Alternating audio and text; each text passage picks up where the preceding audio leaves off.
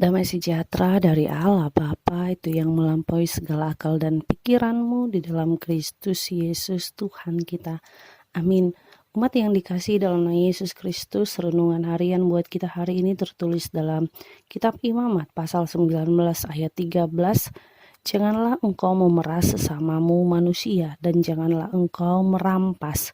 Janganlah kau tahan upah seorang pekerja harian sampai besok harinya. Demikianlah firman Tuhan. Judul nats hari ini adalah kudusnya hidup.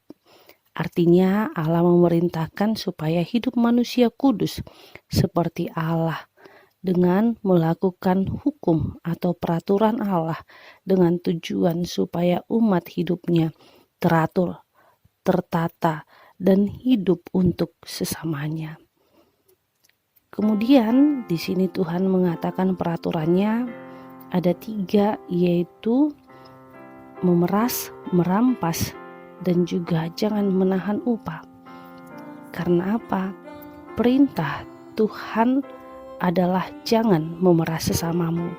Artinya sikap memaksa, mengambil hak orang lain, sikap mempermainkan hidup manusia untuk keuntungannya sendiri.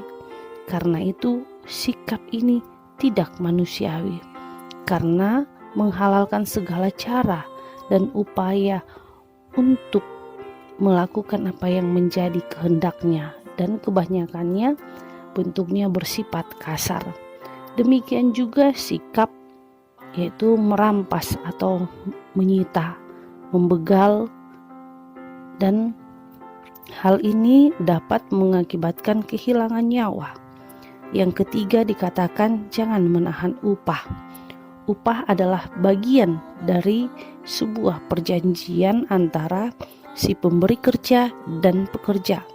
Karena itu apa yang sudah dibicarakan, apa yang sudah dijanjikan haruslah dipenuhi.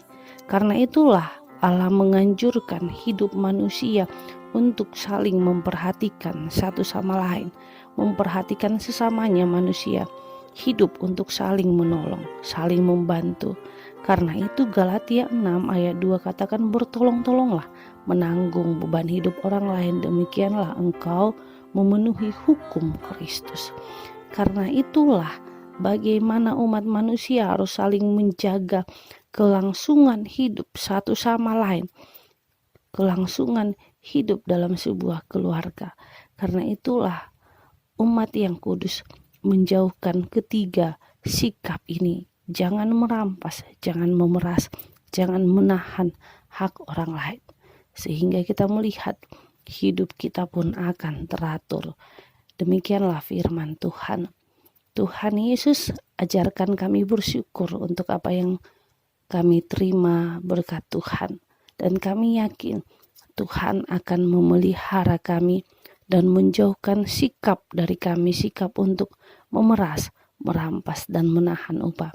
Biarlah kami menjadi berkat dimanapun kami berada dan selalu hidup menurut pola aturan Tuhan. Dalam nama Yesus Kristus kami berdoa padamu. Amin. Anugerah Tuhan kita Yesus Kristus dan kasih Allah dan persekutuan Roh Kudus itulah yang menyertaimu. Amin.